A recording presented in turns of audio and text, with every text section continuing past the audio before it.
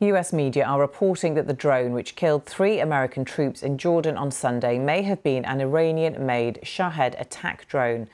Tehran has denied involvement, but the US has vowed to retaliate. For analysis on the attack and accusations by the US of Iranian involvement, my colleague Katrina Perry talked to Michael Singh with the Washington Institute. He's a former senior director for Middle East Affairs at the White House National Security Council.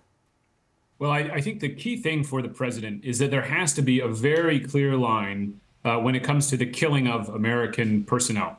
And so whatever responses he may have had in the past to attacks on U.S. facilities, attacks on U.S. interests, any response to the killing of American servicemen needs to be much more significant so that Iran in particular, but also Iran's proxies, receive the message that this simply won't be tolerated. And so, look, in the past, we've been engaged in this sort of tit for tat with Iranian proxies. And I anticipate whatever the U.S. now does in retaliation will go well beyond those previous responses.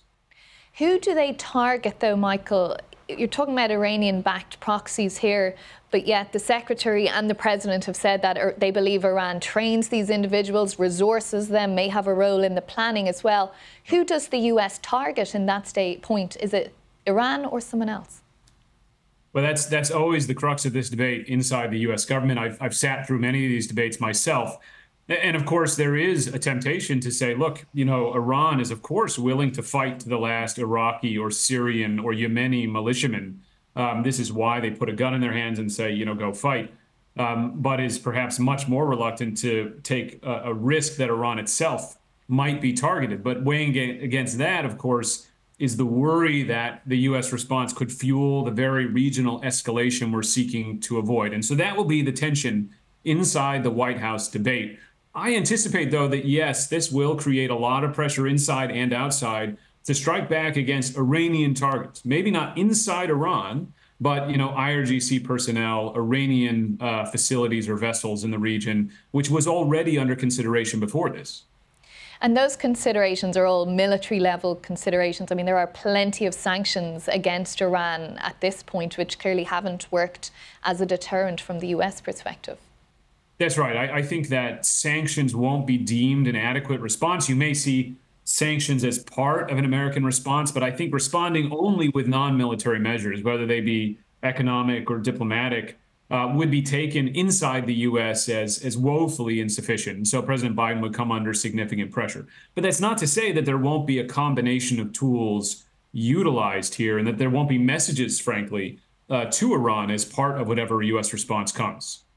What's this all going to mean for the rest of the world then, Michael? Obviously, we have the situation in Ukraine as well, and emphasis and focus is now shifting to the Middle East. Well, it'll be quite complex because those states which are contributing to the U.S.-led military engagement in the region, say those who are participating in Operation Prosperity Guardian, themselves may worry that they could be seen as easier targets for retaliation by Iran. And so there'll be a number of states that will need to be acting now to safeguard their interests, their citizens, and so forth. And then in that broader picture, yes, we have seen a shift in global attention, no doubt, from Ukraine and even from the Indo-Pacific, as we call it, back to the Middle East, which is exactly the opposite of the dynamic and of the sort of flow of attention that American and Western officials have been hoping for. But I think that hopefully what we will see is that we are able to pay attention both to events in the Middle East as well as keep sustained attention to Ukraine. And I think Secretary Blinken's engagements recently, just today, in fact, are meant in part to show that. We're hearing reports that a deal on further release of Israeli hostages and a temporary pause in fighting is close to agreement. Conflicting reports as to how close and who has signed up to that. But what impact will whatever action the US takes in this instance impact that deal?